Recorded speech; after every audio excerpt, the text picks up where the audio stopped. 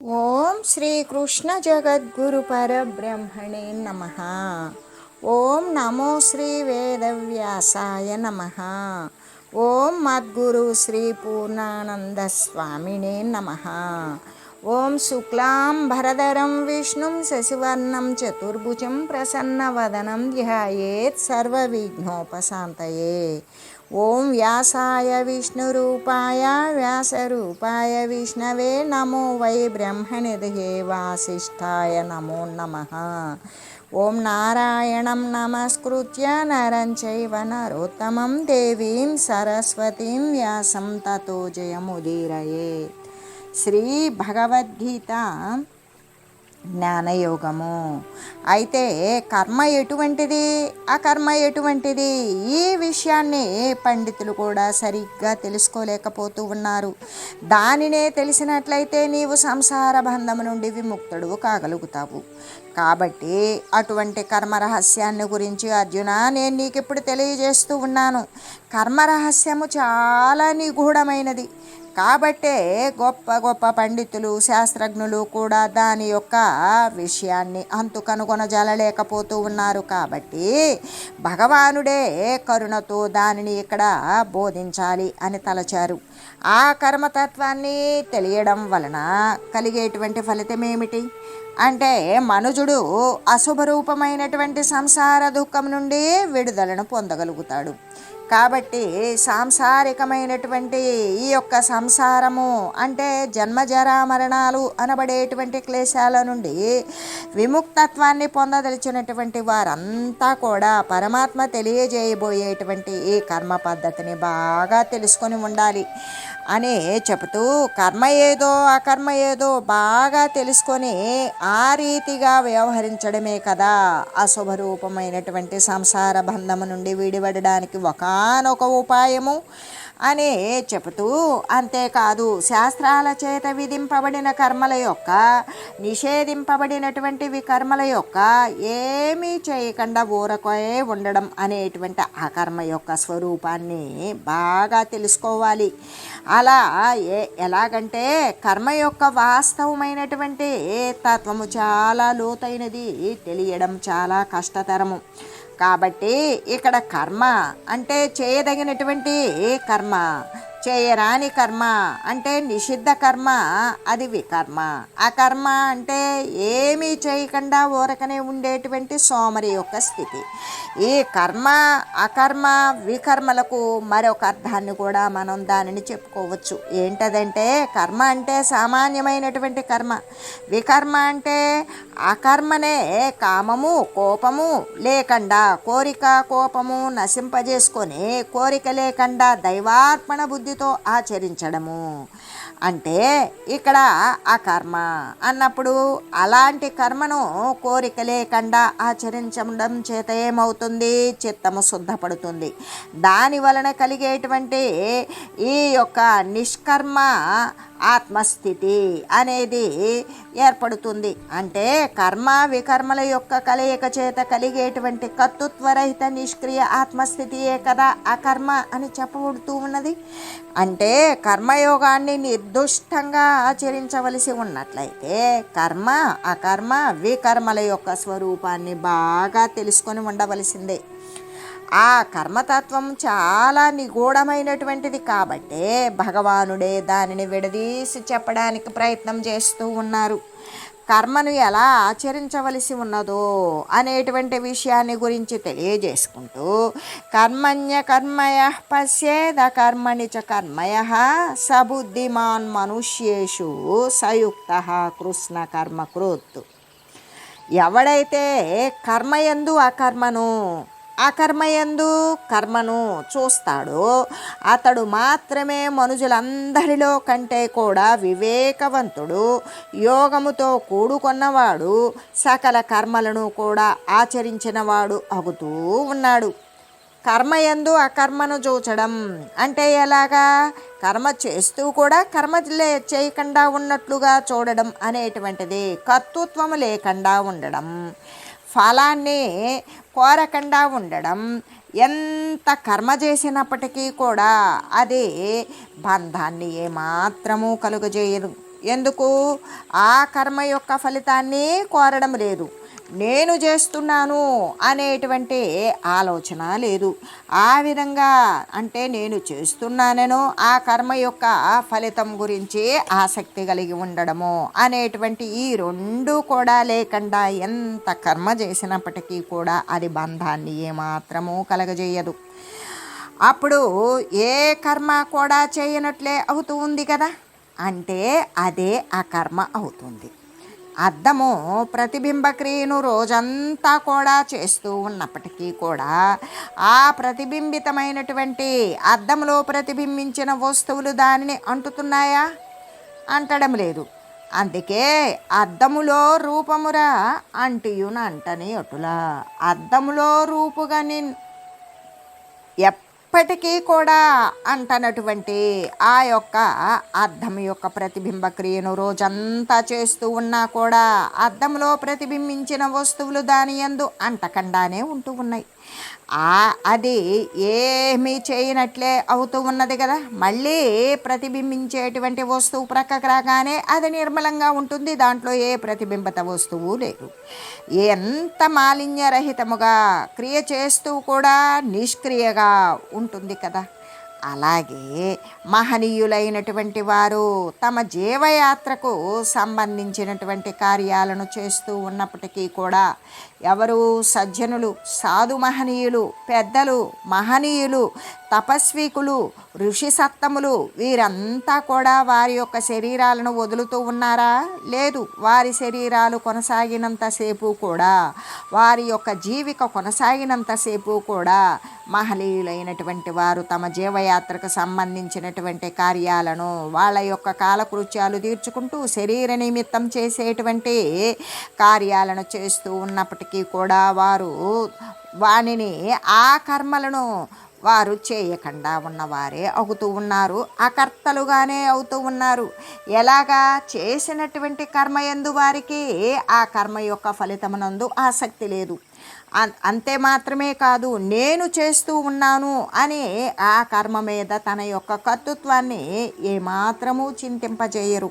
కాబట్టి వారు కర్మను చేస్తూ ఉన్న వారి యొక్క జీవయాత్రకు ఉపయోగపడేటువంటి కార్యాలను నెరపుతూ ఉన్న వారు కర్మను చేయనటువంటి వారే అవుతూ ఉన్నారు.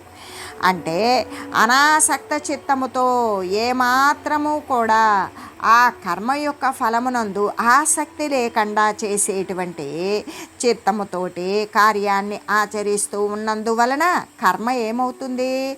అకర్మగా మారిపోతుంది. నైష్కర్మ్యముగా అంటే అక్రియగా మారిపోతుంది. అలా నైష్కర్మ్యముగా మారి బంధాన్ని కలుగజేయకుండా ఉంటుంది. దీనిని తెలియడమే కదా కర్మయందు అకర్మను చూడటం అనేటువంటిది అవుతూ ఉన్నది.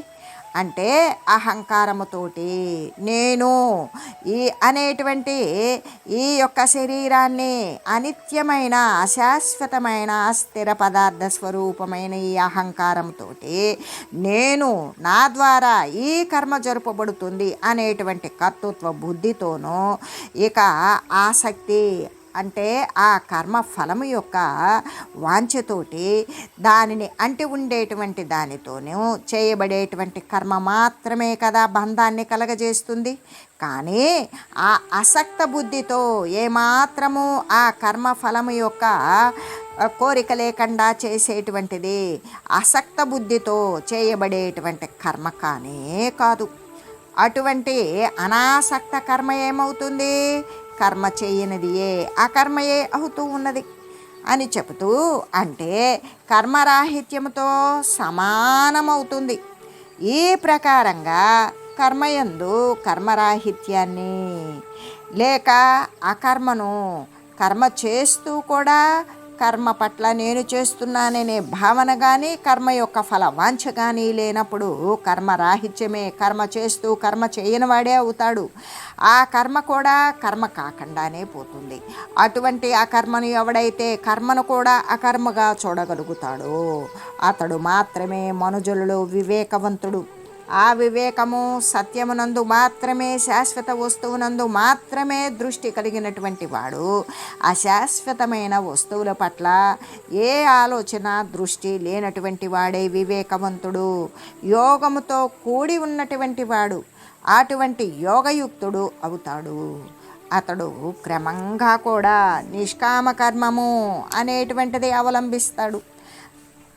అంటే కోరిక లేకుండా చేయబడేటువంటి నిష్కామ కర్మయోగాన్ని అవలంబించడం ద్వారా వానికి త్వరితంగా చిత్తము శుద్ధపడుతుంది. ఆ చిత్తము శుద్ధపడడం వలన జ్ఞానం అనేటువంటిది ఉత్పన్నమవుతున్నది. జ్ఞాన మార్గంలో పయనించి ఆత్మస్థితిని పొందుతాడు. అలా ఆత్మస్థితిని పొందడం వలన వాని యొక్క జీవిత లక్ష్యం ఏమిటి అంటే పరమాత్మ తత్వాన్ని పొందడమే కదా. అలాంటి జీవిత లక్ష్యాన్ని సాధించిన వాడే అవడము చేత సకల కర్మల యొక్క ఫలాన్ని కూడా పొందినట్లే అయినది కదా. కాబట్టే అతడు బుద్ధిమాన్ యుక్త కృష్ణ కర్మ కృత్ అనే 3 విశేషణాల చేత ఇక్కడ స్తుతింపబడ్డాడు, కీర్తింపబడ్డాడు. అదే అంటే అట్లుగాకుండా కర్మ అసలే చెడ్డది, అది పనికిరాదు. ఏ రూపమున ఉన్నప్పటికీ కూడా కర్మ అనేటువంటిది బంధమే అని తలంచేవారు కర్మయందు ఆ కర్మను ఏమాత్రము కూడా చూడలేరు. వారు బుద్ధిమంతులు కారు, వారికి బుద్ధిమాంద్యము కలిగినటువంటి వారు అని తెలియజేస్తూ, మరి ఇక్కడ కర్మయందు ఆ కర్మను చూడడం, ఇక్కడ అకర్మయందు కర్మను చూచేటువంటి వారి పరిస్థితి. కొందరు ఏం చేస్తారు, వాసనలతో కూడుకొని ఉంటారు. వాసనలు అంటే కోరికలు. ఆ కోరికలు ఎప్పటివి, అనేక జన్మ పరంపరగా కొని తెచ్చుకొని ప్రోధి చేసుకొని స్థిరపడినటువంటి వాటితో కూడుకొని ప్రకృతి గుణాలేవి కూడా తొలగనే తొలగవు. ఎందుకు, వాసనలతో కూడి ఉన్నారు అన్నప్పుడే వాని యొక్క ప్రాకృతికమైనటువంటి గుణాలు తొలగనటువంటి వారు ప్రకృతి సంబంధమైన దృశ్యమాన వస్తు గుణాలు అన్నీ కూడా స్థిరపడినటువంటి వారు. వారు ఈ దేహేంద్రియాదుల చేత, ఈ దేహము అంటే అంతరేంద్రియాలు, పంచప్రాణాలు, జ్ఞానేంద్రియాలు, పంచతన్మాత్రలు, కర్మేంద్రియాలు, ఈ దేహేంద్రియాదుల చేత కర్మలను వదిలివేస్తారు. వదిలివేసి ఏ పని చెయ్యరు. ఏ పని చేయకుండా అక్కడ అంతఃకరణాలు పనిచేస్తూనే ఉంటాయి. కానీ ఇక్కడ వాడు చేయకుండా ఉంచేటువంటిది జ్ఞానేంద్రియాలు కూడా పనిచేస్తూనే ఉంటాయి. వాడు చేయకుండా ఉండేది కేవలం కర్మేంద్రియాలను మాత్రమే బిగబట్టేస్తాడు. ఏది, నోరు, చేతులు, కాళ్ళు, ఉపస్థ, పాయువు అనేటువంటి ఈ యొక్క మలమూత్ర విసర్జక అవయవాలు, వాటిని బిగబట్టేసి ఏ పని చేయకుండా సోమరులుగా ఉంటారు. వానికి జ్ఞానేంద్రియాలు శబ్దాలు వినపడుతూ ఉంటాయి, చర్మం స్పర్శను తెలుస్తుంది, కన్ను రూపాన్ని గుర్తిస్తుంది. అయినా కూడా బలవంతంగా కన్నులు మూసుకుని ఉంటారు. అంతేకాని వాడికి అన్నీ తెలుస్తూనే ఉంటాయి. వాడి నాలుక రుచిని కోరుతుంది, వాడి యొక్క ముక్కు వాసనను చూస్తూ ఉంటుంది. మరి వాని యొక్క అంతరేంద్రియాలు, మనోబుద్ధి, చిత్తాహంకారాలు అనేటువంటివి అవి కూడా పనిచేస్తూనే ఉంటాయి. దృశ్యమాన సంబంధమైన వస్తుతత్తులను గురించి అవి సంకల్పిస్తాయి, నిశ్చయిస్తాయి, చింతిస్తాయి. ఈ యొక్క అహంకర్తృత్వాదులతోటి నేను, నాది అనేటువంటి భావన కలిగి ఉంటాడు. అయితే ఈ 24 తత్వాలకు కూడా ఎవడు ఉన్నాడు ముందు, జీవుడు ఉన్నాడు. వానినే జ్ఞాత అని పిలుస్తాం. ఈ జీవుడు లేకపోతే ఈ ఇంద్రియాలు అనేటువంటివి ఏర్పడవు. ఇంద్రియాలు సంఘటించబడకపోతే దేహము అనేది లేదు. ఈ దేహేంద్రియాలకు మూలము సర్వసత్తాక ప్రతిపత్తి కలిగినటువంటి ఏ యొక్క దైవ స్వరూపము ఉన్నదే ఆ దేవుడే ఈ జీవుడుగా పరిగణించబడ్డాడు. ఎందుచేత, అజ్ఞాన ఆవరణ చేత, దేహగతుడై ఉండడము చేత. అందుకే అంతరేంద్రియాలు ఎవరికి అభిముఖంగా ఉన్నవి, ఆ సర్వసత్తాక ప్రతిపత్తి కలిగినటువంటి విశుద్ధ చైతన్య వస్తువు ఏదైతే ఉన్నదో అది ఆ జీవుడే. ఆ జీవుడు ఎవడై ఉన్నాడు? శరీరగతుడై ఉండడం చేత వాడు జీవుడని పిలువబడుతున్నాడు. అసలు వాని యొక్క సంస్థితి, తన యొక్క స్థితి సర్వేక సమస్తము కూడా పరమాత్మ స్థితే. ఆ పరమాత్మే దేహగతుడై ఉండడం చేత జీవుడు అని పిలువబడుతూ ఉన్నాడు. ఈ 24 తత్వాలకు మూలమైనటువంటి జీవుడు లేకపోతే ఈ ఇంద్రియాలు కానీ, ఇంద్రియాలతో సంఘటింపబడినటువంటి దేహము కానీ ఏదీ లేదు. కాబట్టి ఇక్కడ ఆ ఇంద్రియాల చేత చేయబడేటువంటి కర్మలను మాత్రము కర్మేంద్రియాల చేత వదిలివేస్తాడు. ఏ పని చేయడు, సోమరిగా ఉంటాడు.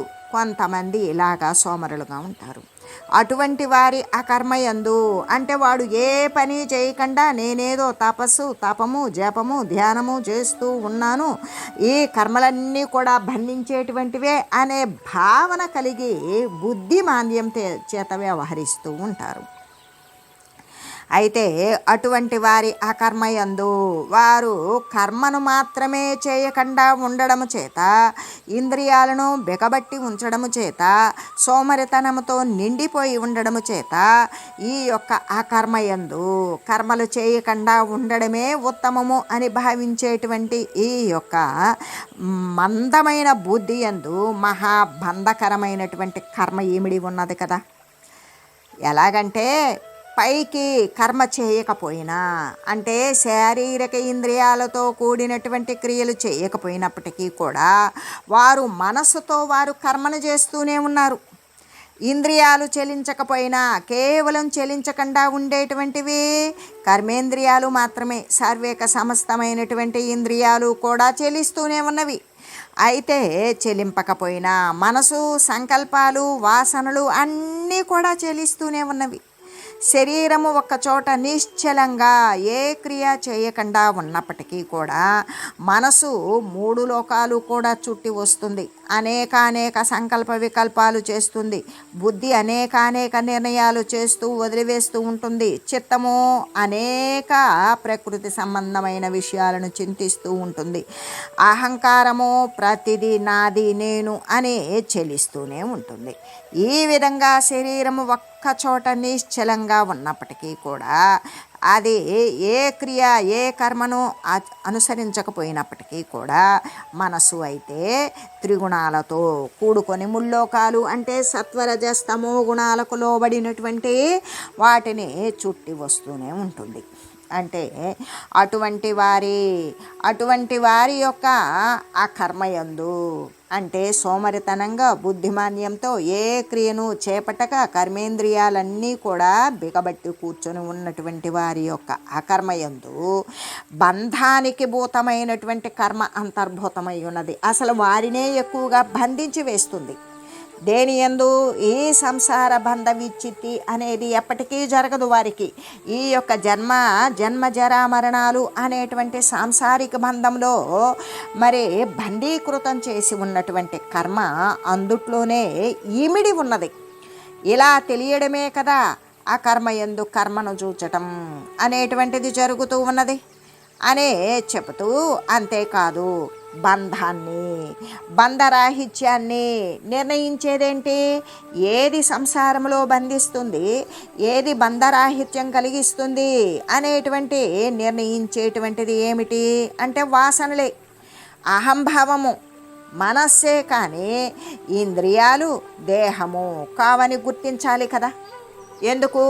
దేహము జడప్రాయమైనది, ఇంద్రియాలు జడప్రాయమైనవి. అంతేకాని ఇక్కడ మనస్సు, అహంభావము, వాసనలు మాత్రమే బంధాన్ని కలిగించడం కానీ, బంధాన్ని వదిలిపెట్టడం కానీ, బంధం వదలడం కానీ, బంధరాహిత్యం కలగడం కానీ ఇవన్నీ నిర్ణయించేదేంటి? వాని యొక్క గత వాసనలు, జరుగుతూ ఉన్న సమయంలో ఉండేటువంటి వాసనలు, అహంభావము, మనస్సు, చిత్తము, బుద్ధి ఇవే. కానీ ఈ ఇంద్రియాలు మాత్రము కావు, దేహము కూడా కాదు అని ప్రతి ఒక్కరం కూడా గుర్తించుకోవలసిన విషయం.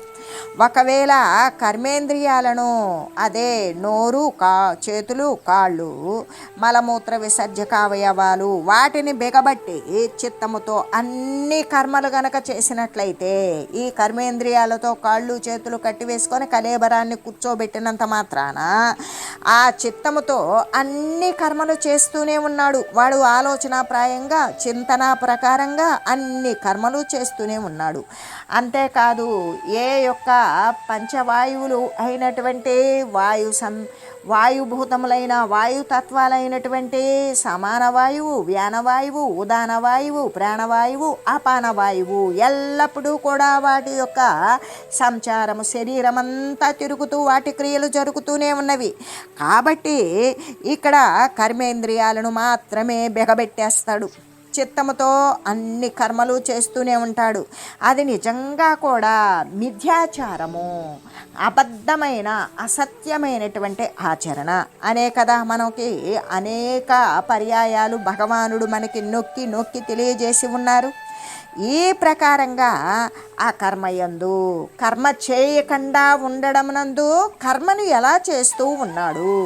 నేను ఏ కర్మ చేయకూడదు, కర్మలు చేయడం ద్వారా నేను బంధింపబడుతున్నాను అనే భావన యందు బుద్ధిమాన్యముతోటి వాడు శరీరావయవాలను బెగబెట్టి కూర్చోబెట్టి అంతఃకరణాలతో ముల్లోకాలు చుట్టి వస్తూ ఉన్నాడు. పంచ ప్రాణాలతోటి, ప్రాణవాయువులతోటి, ప్రాణ అపానవాయువులతోటి కూడా శరీరం అంతా జీవక్రియలు జరుగుతూనే ఉన్నవి. అంటే ఈ ప్రకారంగానే కర్మ చేయడం లేదు అనేటువంటి దాని యందు కర్మను చూస్తూ ఉన్నారు.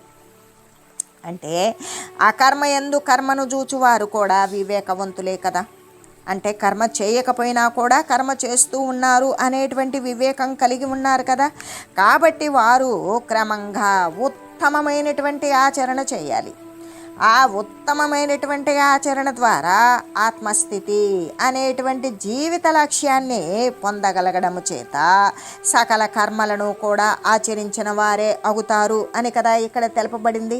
అంటే కర్మల ద్వారా మేము బంధించబడతాము అని భయమేసి కర్మేంద్రియాలను బిగబెట్టి చేసేటువంటి కర్మల యందు ఇతర కర్మలు అంతఃకరణాలు కర్మలు చేస్తూ ఉన్నవి, పంచప్రాణాలు కర్మలు చేస్తూ ఉన్నవి, జ్ఞానేంద్రియాలు కర్మలు చేస్తున్నవి, పంచతన్మాత్రలు క్రియలు చేస్తూనే ఉన్నవి.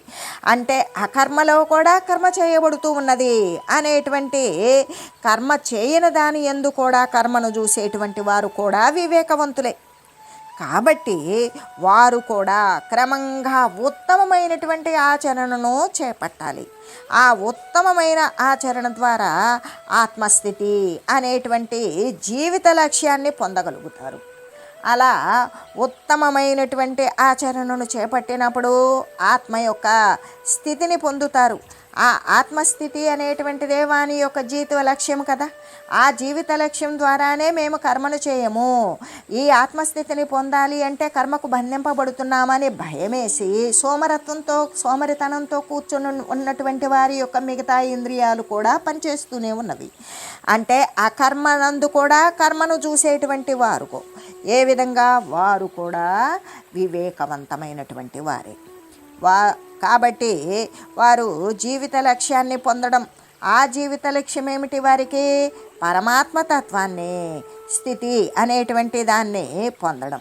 అలా పొందడం చేత సకల కర్మలు కూడా ఆచరించిన వారే అవుతూ ఉన్నారు కదా. అదే విషయాన్ని ఇక్కడ ఇంత వివరంగా తెలియజేయబడింది. ప్రపంచంలో మనుషులలో గొప్ప గొప్ప విద్వాంసులు ఉన్నారు, పండితులు ఉన్నారు, కవులు ఉన్నారు.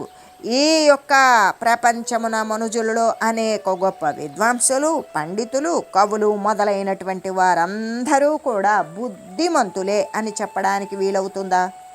వీలు పడదు. ఎలాగంటే సత్యము తెలిసినటువంటి వాడు మాత్రమే బుద్ధిశాలి.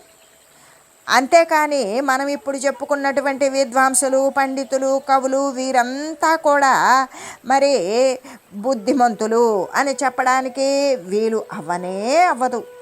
కేవలము సత్యం గురించి తెలిసినటువంటి వాడి మాత్రమే నిండా బుద్ధిశాలి.